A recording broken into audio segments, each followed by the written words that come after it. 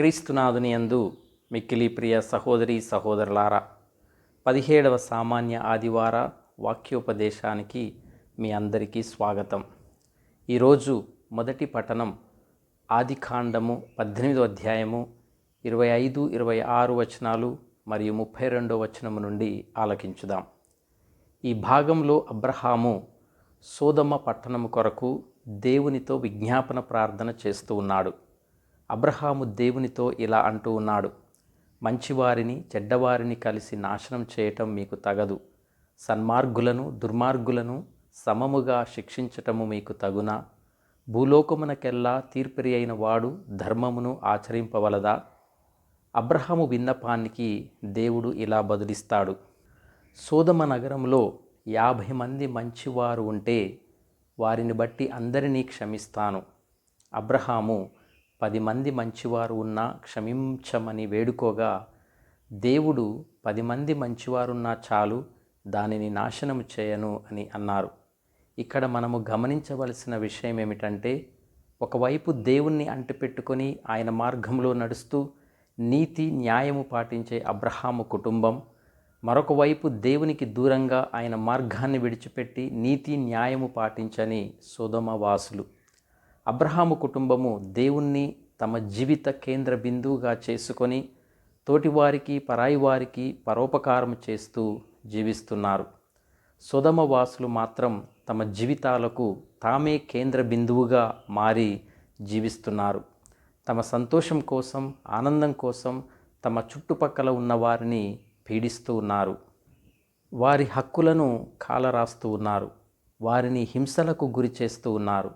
దేవుని ఉద్దేశాలను తృణీకరించి వారి ఆలోచనల ప్రకారం జీవిస్తూ ఉన్నారు.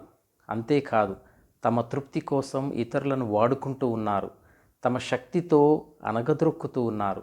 వీరి అణచివేతకు గురైన వారి ఆక్రందనను, రోదనను ప్రభువు ఆలకించారు. అందుకే ప్రభువు వారి మీద చర్యలు తీసుకొని అణచివేయబడిన వారికి న్యాయం చేయటానికి ప్రయత్నిస్తూ ఉన్నారు. అబ్రహాము దేవుణ్ణి మంచివారిని చెడ్డవారిని సమముగా శిక్షిస్తావా అని అడిగినప్పుడు, తండ్రి దేవుడు 10 మంది మంచివారు ఉన్నా దానిని నాశనము చేయనని అబ్రహాము వేడుకోలును ఆలకించారు. ఈ సంఘటన ద్వారా మనం అర్థం చేసుకోవచ్చు, దేవుడు తాను సృష్టించిన మట్టి మనుషులమైన మనము ఎంత పాపులమైనప్పటికీ, నీచులమైనప్పటికీ, ద్రోహులమైనప్పటికీ మనకు క్షమాభిక్ష పెట్టడానికి సిద్ధంగా ఉంటారు అని. దేవుని అనంత ప్రేమ, కనికరము, క్షమాగుణాన్ని అబ్రహాము దేవుని సంభాషణ ద్వారా మనము గ్రహించవచ్చు. అయితే అక్కడ 10 మంది మంచివారు కూడా లేకపోవటం వలన సొదొమ నాశనమైంది. అబ్రహాము ఒక్క వ్యక్తి ఉన్నా నాశనము చేయకుండా ఉంటావా అని అడగడానికి సాహసించలేకపోయాడు.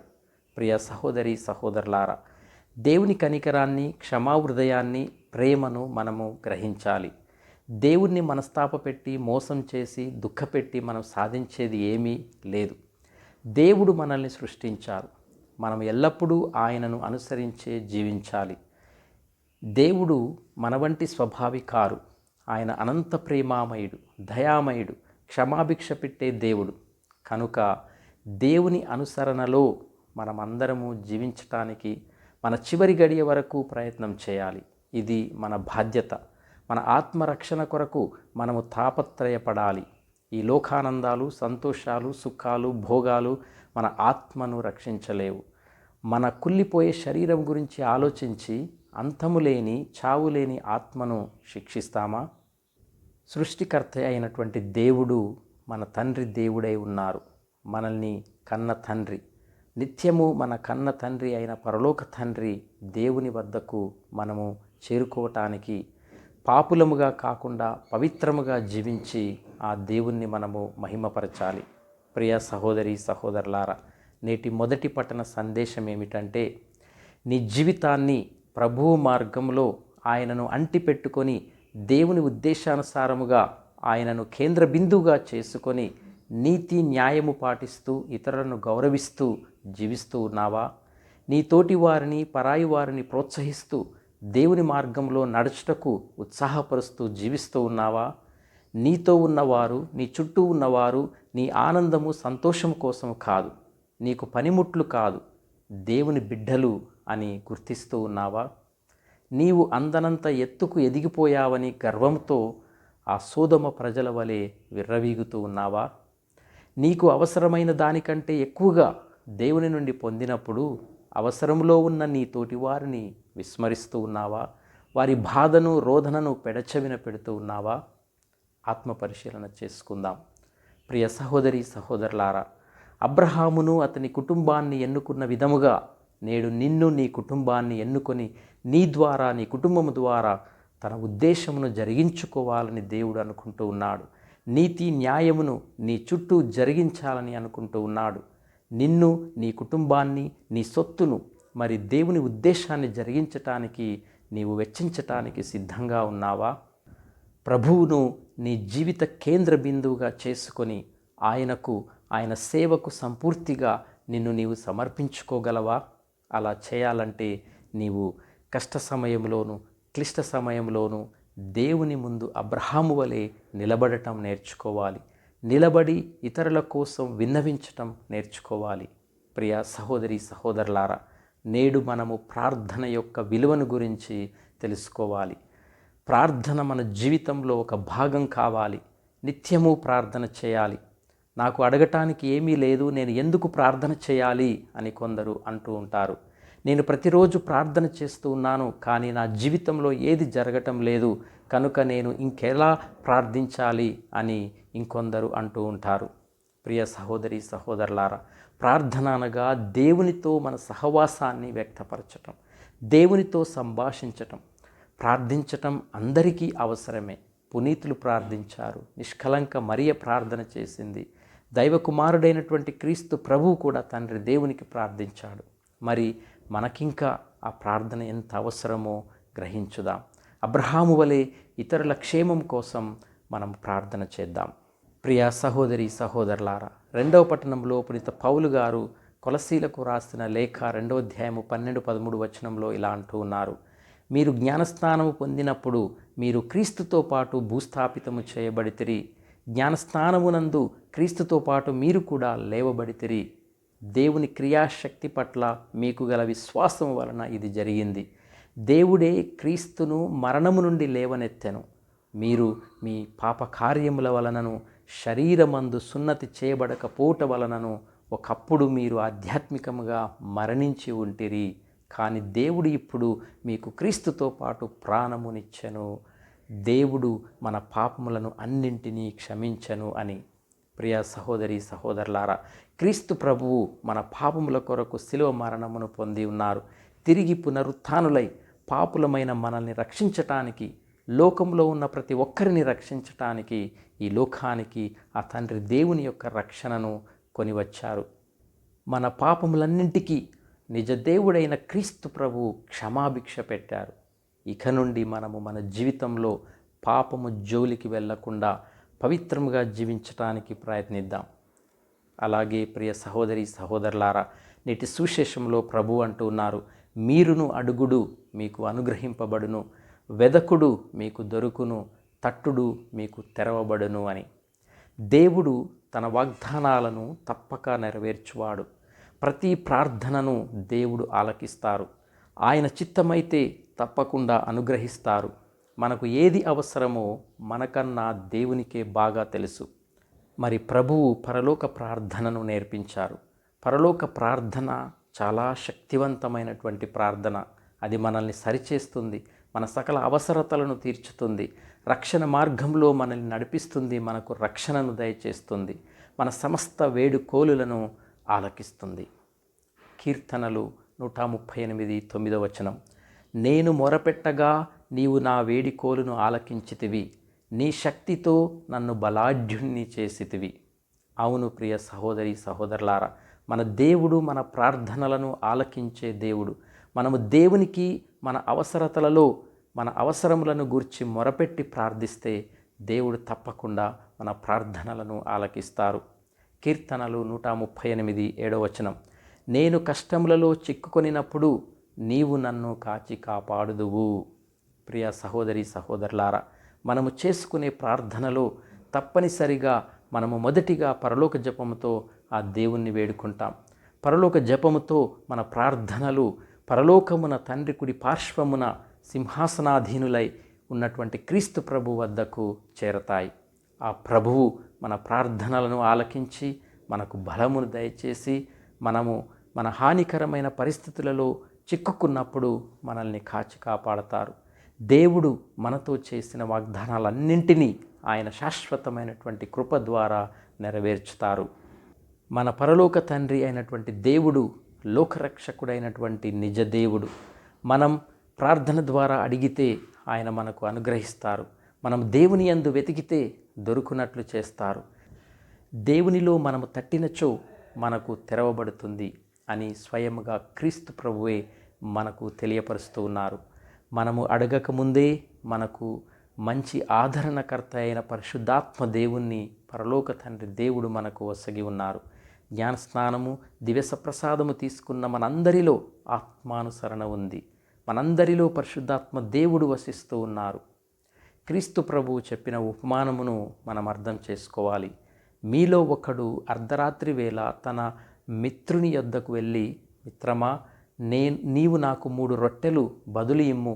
నా స్నేహితుడు ఒకడు ప్రయాణమైపోవచ్చు, నా ఇంటికి వచ్చి ఉన్నాడు, అతనికి పెట్టుటకు నా యొద్ద ఏమీ లేదు అని పదే పదే ప్రాధేయపడి అడిగినందున సాకులు చెప్పిన తన స్నేహితుడు లేచి అతని అవసరమును తీర్చెను అని క్రీస్తు ప్రభువు మనకు తెలియపరిచిన ఉపమానంలో మనము విసుగు చెందక ఓర్పుతో దేవుణ్ణి ప్రార్థించాలి. దేవుడు మనకు దయచేయు వరకు దేవుణ్ణి విడిచిపెట్టక దేవునికి మొరపెడుతూనే ప్రాధేయపడుతూనే ప్రార్థించాలి. ప్రియ సహోదరి సహోదరులారా, దేవుని నామములో ప్రార్థించి మన ప్రార్థన ద్వారా దేవుణ్ణి అడిగిన ప్రతి ఒక్కరికి కూడా ఇవ్వబడుతుంది. వెదికిన ప్రతి ఒక్కరికి దొరుకుతుంది. తట్టిన ప్రతి ఒక్కరికి తెరవబడుతుంది అని ప్రభువు మనకు చెబుతూ ఉన్నారు. దేవుడు మనం అడిగిన దానికన్నా మేలైన వాటినే ఇస్తారు అని ప్రభువు మనకు తెలియజేస్తూ ఉన్నారు. ప్రియ సహోదరి సహోదరులారా, ప్రార్థనలో ఓర్పుతో ఎదురు చూడటం, దేవుని కార్యాలను గురించి వేచి ఉండటం మనం నేర్చుకోవాలి, అలవర్చుకోవాలి. నిజ దేవుడు స్వయముగా మనకు నేర్పిన పరలోక ప్రార్థనను భక్తి, శ్రద్ధ, విశ్వాసము, వినయముతో, ధ్యానపూర్వకమైనటువంటి హృదయముతో ప్రార్థిద్దాం. ఆ దేవుని యొక్క దైవాశీస్సులను పొందుకుందాం. ఆ దైవ శక్తిని, ఆ దేవుని మహిమను, దేవుని అద్భుత కార్యములను మనం పొందుకుందాం. ప్రార్థనలో పట్టుదల ఉండాలి. పట్టు విడువక ప్రార్థన చేయాలి. అబ్రహాము, పునీత మోనికమ్మ చక్కని ఉదాహరణలు. తన కుమారుని పరివర్తన కొరకు మోనికమ్మ 20 సంవత్సరాలు ప్రార్థన చేసింది. దేవుడు మన ప్రార్థనలను ఎప్పటికీ నిర్లక్ష్యం చేయడు. చిత్తశుద్ధితో, విశ్వాసముతో ప్రార్థన చేయాలి. మనకు ఉదారముగా ఒసగే తండ్రి ఉన్నారు అని యేసు ప్రభువు మనకు తెలియజేస్తూ ఉన్నారు. దీనికి విరుద్ధముగా దేవుని బిడ్డలమైన మనము స్వార్థముతో, గర్వముతో, ఇతరుల పట్ల ఔదార్యము లేకుండా జీవిస్తూ ఉన్నాం. తండ్రి దేవుని వలె ఉదారముగా ఉన్నామా అని మనము ఆత్మపరిశీలన చేసుకుందాం. ప్రార్థన కృతజ్ఞతాభావముతో చేయాలి. దేవుడు ఇప్పటికే మన జీవితంలో ఎన్నో మేలులు చేశారు. దేవునకు వందనాలు తెలుపుకోవాలి. ప్రార్థన ఎప్పుడు కూడా దేవునితో మనకున్న అనుబంధముపై ఆధారపడి ఉంటుంది కనుక దేవునితో మనకున్న బంధముపై ముందుగా మనము ఎక్కువ దృష్టిని పెట్టాలి. ప్రార్థనతో పాటు మన కృషి ఉండాలి. ఉదాహరణకు కుటుంబంలో శాంతి సమాధానాలు ఉండాలని ప్రార్థన చేస్తాం, కానీ వాటి కొరకు ఎలాంటి కృషి ప్రయత్నం చేయం. మంచి ఆరోగ్యం కొరకు ప్రార్థన చేస్తాం, కానీ దానికి తగిన జాగ్రత్తలు తీసుకోం. బహుశా మన ప్రార్థనలు నెరవేరకపోవటానికి అదొక కారణం అయి ఉండవచ్చు. ప్రియ సహోదరి సహోదరులారా, నేటి 3 పఠనాల ద్వారా మనము దేవుని అనంత కనికరాన్ని, ప్రేమను, క్షమాగుణాన్ని స్పష్టంగా అర్థం చేసుకుంటూ ఉన్నాం. సోదమ పట్టణం విషయంలో అబ్రహాము చేసిన విజ్ఞాపన దేవుడు తన ప్రజల పట్ల ఎంత దయ కలిగి ఉన్నాడో మనకి తెలియపరుస్తూ ఉంది. 10 మంది నీతిమంతులు ఉంటే ఆ పట్టణాన్ని నాశనము చేయనని దేవుడు చెప్పడం, ఆయన న్యాయము, కరుణ రెండిటికీ ప్రాధాన్యత ఇస్తూ ఉన్నాడు. అయినప్పటికీ ఆ పట్టణంలో కనీసం 10 మంది నీతిమంతులు కూడా లేకపోవటం మానవాళి పతన స్వభావాన్ని సూచిస్తూ ఉంది. మనము దేవుని బిడ్డలం. ఆయన మనల్ని తన రూపంలో సృష్టించుకున్నాడు.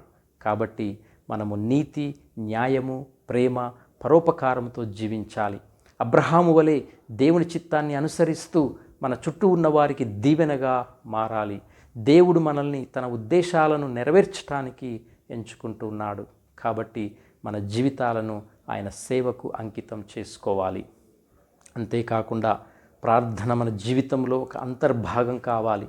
దేవునితో సంభాషించటానికి, ఆయనతో మన సంబంధాన్ని బలపరుచుకోవటానికి ప్రార్థన ఎంతో అవసరం. క్రీస్తు ప్రభువు కూడా ప్రార్థించారు. మనం అడిగితే ఆయన తప్పకుండా ఇస్తారు. వెదకాలి, తట్టాలి. ఆయన మన ప్రార్థనలను ఆలకించి మన అవసరాలను తీర్చి కష్ట సమయాలలో మనల్ని కాపాడతారు. మన ప్రార్థనలు విశ్వాసము, పట్టుదల, కృతజ్ఞతాభావంతో ఉండాలి. కేవలం అడగటమే కాదు, ప్రార్థించిన వాటి కోసం మన వంతు కృషి కూడా చేయాలి.